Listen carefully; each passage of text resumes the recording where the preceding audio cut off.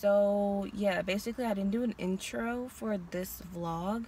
I kind of wanted to come on and give you guys a little backstory. We had an MCC student post a tweet to his Twitter, and his account was public, and he said, "Shout out to the NIGGER nigger that vandalized my Confederate flag. You will be white property soon enough. Just give Trump time." So that was his tweet. As anyone can imagine, it was very inflammatory.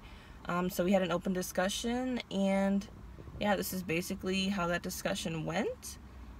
And I hope you guys enjoy the discussion. This is something kind of different for my channel, which is where my channel is kind of going to be going if you are a new subscriber.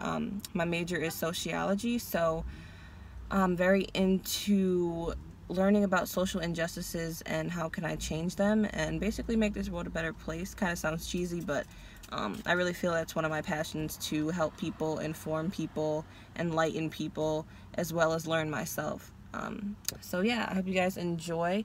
Let me know in the comments how you feel about this topic. I think he should be punished somehow. However, what did set everyone off is that my college's initial response to the situation. They actually said that he was protected by the freedom of speech that's in our Constitution.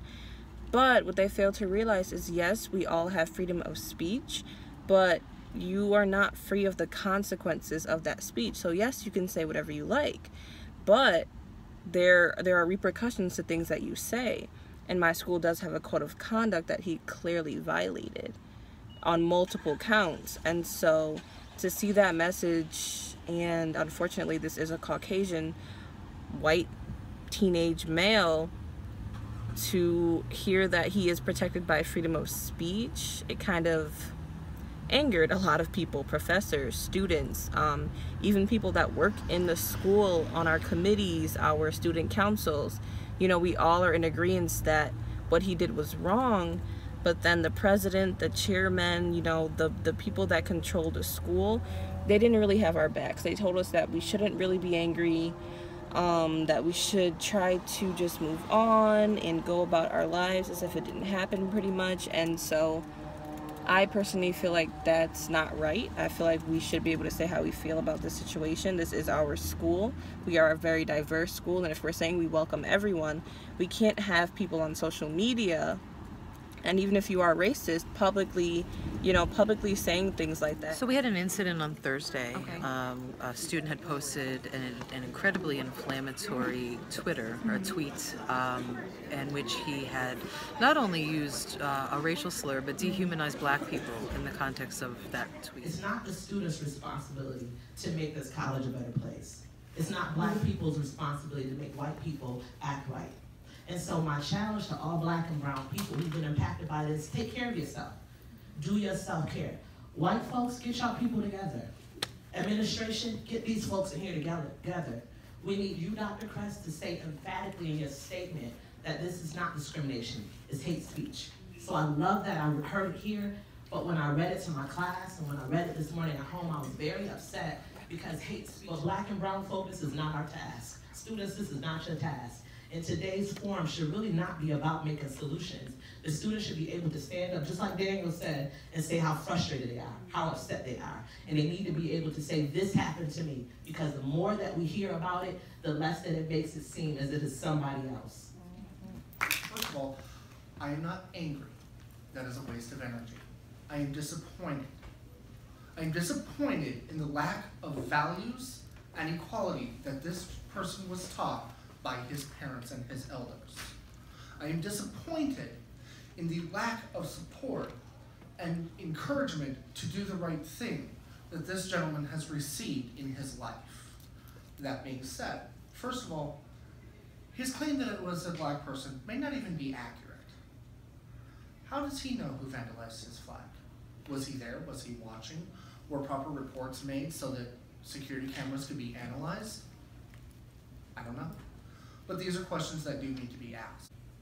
Facebook, Instagram, Twitter, whatever, it is not the place to show your anger or to let a person know exactly how you feel. As Ms. Takia Graham said, this is the time to be angry. Keith said he's not angry. I'm pissed off. I think that as a young black student, I'm 32 years old, if you can go on Twitter and say something like that and still be an MCC student, things should change. I think that just understanding that the college has initially given our response in terms of the laws that are put in place for freedom of speech, but if we are recognizing that the speech or that the tweet was a hate speech, then we also need to recognize that that does not fall into the prescribed law in which we've been kind of looking at. And so I think that if we do not send a message of some kind of punishment or some type of reaction that, that needs to come from the school in terms of disciplining the student in some way, shape, or form, I think that it gives a gross... 13, disorderly conduct, disruption, the obstruction or disruption of any college function, class, or activity. And in addition to that, this student is guilty of harassment, which is number 19. This is completely unacceptable. As aforementioned, it is hate speech, and to not condemn it as hate speech and to not take action against hate speech is unacceptable to me in this institutional environment. Something needs to be done. What's been done so far is just unacceptable. And to make excuses for bad behavior is not going to be tolerated here at the school. Not just here at this school, but other schools and around the country. This is not acceptable. This should not be under the carpet, thrown away, act like it never happened. And, you know, this has gone way too far. From the top of the United States all the way down here to MCC. This is a worldwide problem, and it has to stop now. Time is to take action against these people that has come against hate crimes. If the situation, don't be real, if the situation was in reverse, say me, I would be put out of this school. I would be ostracized because of my color. That's my action. Get out of my classroom if you display hate or violent speech toward another person.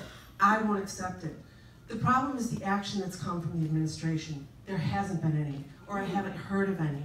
So whatever it is, it could be minimal, something small. You know, have a conversation with a kid, you know, bring them in, let us know. We are all here because we haven't seen action.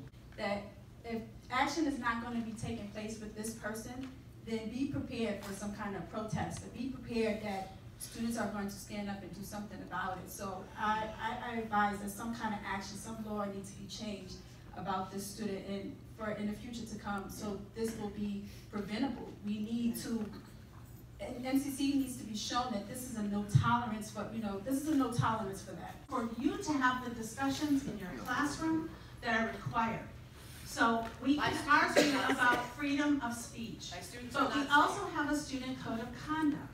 Now, part of the challenge, and I want to address some of these. We work hard to get diverse and come on this college level with everyone. We work hard, parents set the way for us. And we're coming in, we're continuing to do it by the purpose that we're serving in school. What it sounds like is we have a white president who said, look, people have said bad things to me. I'm a woman, this is what they do to me. So you black people listen and get hard on her sometimes, so I still gotta do my job. And that's not the truth of it. There is privilege embedded in whiteness. And we have to address that privilege. These students don't have the ability to make decisions. We have professors in here who withdraw students, as y'all know. The minute they see some black folks in their class, they kick them out. That's how whiteness takes over. We have students who talk about a ghetto campus and how they don't want to come down here. That's how whiteness takes over. We have an administration that, although it looks black in some areas, the road to academia, we have a white provost and a white president, and our deans are predominantly white. So we have to talk about the ways that we approach education. It is really troubling that when we talk about looking at ourselves, you are the helm of this, Dr. Crescent. You can set the standard for what Monroe County does in terms of race. You need to get back online. You need to say, without a doubt, hate speech is not tolerated. Forget all those other people. But that any student who violates the code of conduct will face the same consequences as any other student who violates the code of conduct. Because as Takia said, if any student violates anything in the code of conduct, which I post on my Blackboard space for all students to see, they're out. There's a no tolerance policy. That's it. They're out of my class. I don't agree with vandalizing anyone else's property. I think that's wrong. I think the person that did that should be held accountable as well.